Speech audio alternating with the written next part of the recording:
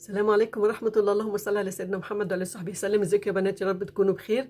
وصفة النهاردة بقى مميزة جدا وجميلة وفي نفس الوقت اقتصادية. هي شكلها كده يعني تقولي لا ده بتكلف كتير، بس والله هي كل ده من نص بانيه. هتعملي رولي الفراخ الروعة دوت بالحشو بتاعه، يعني هنقول زي منه فيه كده. مش هيكلفك كتير، هي بس البانيه بس. هتطلعي الجمال ده، هتطلعي رول فراخ رائع رائع ينفع عزوماتك بقى ولحبايبك. تعالوا نشوف الطريقة بتاعتنا. أنا عندي نص بانيه فرمته في الكبة، خدت منه معلقتين.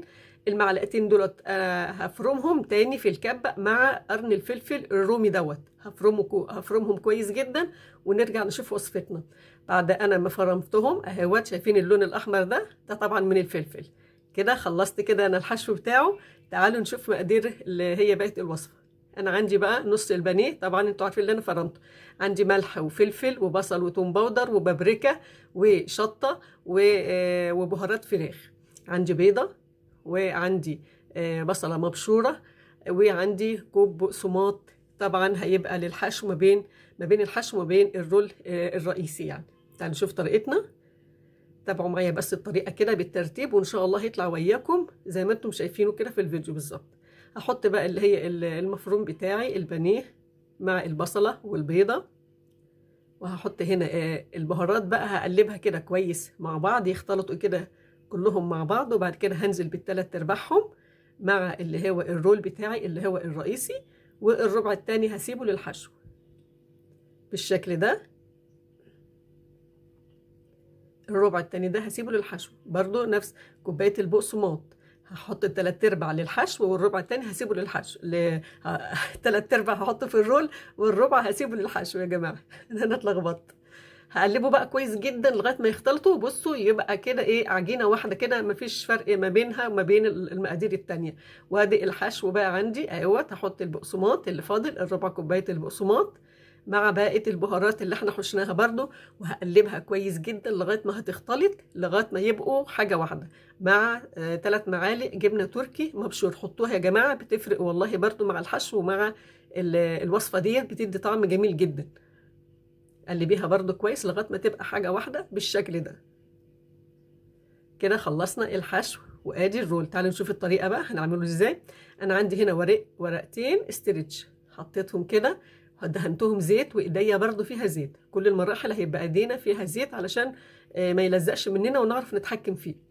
جبنا ده اللي هو الرول اهوت او المفروم بتاعنا. هنبدأ نفردها كده على شكل مستطيل على قدر الامكان. هنفردها كويس كده، هنفرد كويس حتى لو هي هتبقى خفيفة شوية، لكن احنا هنرجع يعني هنضمها شوية، يعني الدنيا هتظبط ويانا. بعد كده انا عندي الصينية اللي هحطها عليها. تمام، خلي بالك بقى انا شلتها كده اهوت، وادي الصينية جنبي. هاتيها جنبك على طول، صينية كده مستطيلة، وشيليها وحطيها جوه الصينية. تمام. بعد كده ظبطي بقى كده الحروف علشان تبقى الحاجة بتاعتك منظمة كده ومظبوطة. ظبطيها على قد الصينيه. بعد كده ورقتين برضو من الاسترتش راب اهوت. انا حاطه ورقه على الرخامه وحطيت كمان ورقه، وبرضو ايديا فيها زيت، ده للحشو. ايديا برضو فيها زيت ومدهون الاسترتش زيت. ابدا افردها كويس. طبعا الحشو بيبقى طبقه رقيقه يا جماعه، عن اللي هو الرول اللي هو الرئيسي بيبقى طبقه رقيقه. بنحاول نفردها كده على قد اللي هي الرول بتاعنا. طيب ازاي بقى هنجمعهم الاتنين كده مع بعض؟ هنشوف دلوقتي. شوفوا الطريقه ديت سهله جدا، وان شاء الله مش هتبقى وياكم يعني ما تعملش غلبه كتير معاكم. انا اهوت الرول. انا طبعا في الصينيه حطيته، شوفوا قلبت الصينيه عليه. طبعا لو اتنى شويه كده ولا حاجه مفيش مشكله خالص، هتعدليها اهيت.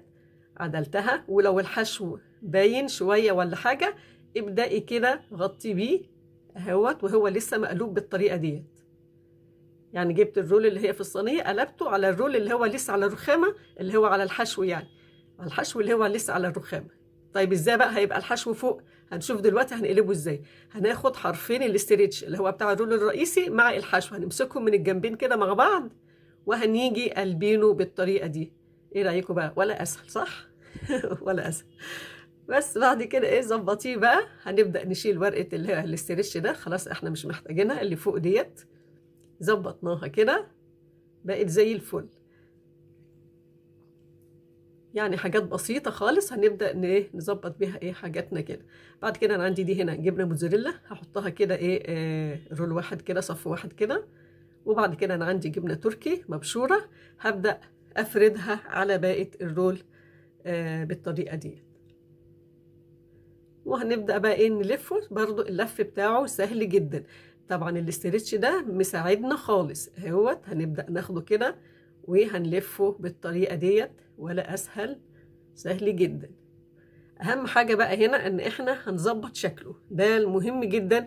هياخد منك يعني حبة، يعني مش وقت كتير، بس كل ما انت ما هتظبطيه كويس كل ما هتطلع وياكي النتيجة ممتازة زي ما انتوا شفتوها كده في اول الفيديو. هنبدأ ناخد الجنب ده، انا هعمله عقدة كده علشان ما يطلعش مني، عشان اقدر اتحكم منه في الجنب الاخر اهوت. وبعد كده ابدا عملت تاني ورقه استرتش تاني علشان اقدر اتحكم فيه. هو شايفين بيتخن ويكلبص شويه، كل ما تضغطي عليه من الجنبين هو بيكلبص شويه شايفين؟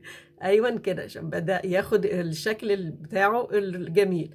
عندي ورقه فويل وهبدا برضه هلفه على شكل بونبونيه كده من الجنبين، وهبرم بالطريقه ديت علشان يفضل نفس الشكل. كمان ورقه، يعني اذا ورقتين استرتش وورقتين فويل بالشكل دوت. خلصت انا الرول بتاعي الجميل بالشكل ده. عندي بقى الصينيه هي مستطيله 3/4 ميه، هحط حوالي ربع كوبايه خل. الخل ده بس عشان الصينيه ما تسودش، يعني لا اكتر ولا اقل، ده فايدته. هحطه بقى كده فيه على النار، بس حرف اللي هي الفويل ده هخليه فوق علشان ما يدخلش فيه الميه. وبكل 10 دقايق او كل ربع ساعه هقلبه على جنب. هو هياخد من حوالي من ساعه وربع لساعه ونص لغايه الرول ما هيستوي. بالطريقه ديت كل ربع ساعه تعملي تقلبيه. طبعا دي الصينيه بعد احنا ما استوى، يعني شايفين بقت ابيض من الاول، يعني بصراحه ما جرالهاش حاجه. لازم افك اللي هي ورق الفويل دوت علشان يبرد، علشان الورق الفويل ده هيخليه يحتفظ بالسخونيه. نفك كده كويس وهنسيبه بقى على الرخامه كده على راحته لغايه ما يبرد تماما. لو انت مستعجله ولا اي حاجه، لو عملتيه في عزومه يا ريت تعمليها قبلها بيوم، هيبقى افضل. يعني لو مستعجله تبقى حطيه في التلاجة يبرد، بس خليه يهوي شويه على الرخام. ممكن في وصفات بتتعمل بالبيض البقسماط، بصراحه انا بحب ارشه كده بالدقيق واحمره، بيدي نتيجه احلى كمان من البيض البقسماط. لكن برضه على حسب رغبتك، لو انت عايزه تحطيه في البيض البقسماط وتقليه بالشكل ده اللي يريحك. طبعا على نار متوسطه لهاديه يعني، عشان برضه ما يتحرقش منك. وقلبيه كده على كل جنب ياخد اللون الرائع اللي انتوا شايفينه ده. شايفين الكميه بتاعته قد ايه؟ قطعيه بقى كده وقدميه بقى لحبايبك. شايفين الحشو يا جماعه عامل ازاي؟ الجبنه يعني بصراحه يعني كلامي مش هيديله حقه في طعمه وفي جماله وفي لونه. كله كده مية مية. يعني شايفين قد ايه عمل ده كله نص بانيه يعني يكفي علوي زيادة يعني. الشرايح بتاعته مظبوطة جميلة، طعمه في منتهى اللذاذة وخطير جدا. يا رب ان شاء الله تعملوه وينجح وياكم من اول مرة ان شاء الله. تتابعوا بس الطريقة كده والتركات اللي انا قلتها، ان شاء الله يطلع وياكم اجمل كمان من كده. اتمنى ان الفيديو يرضاكم والوصفة ان شاء الله. والسلام عليكم ورحمة الله وبركاته، لفيديو جديد ان شاء الله.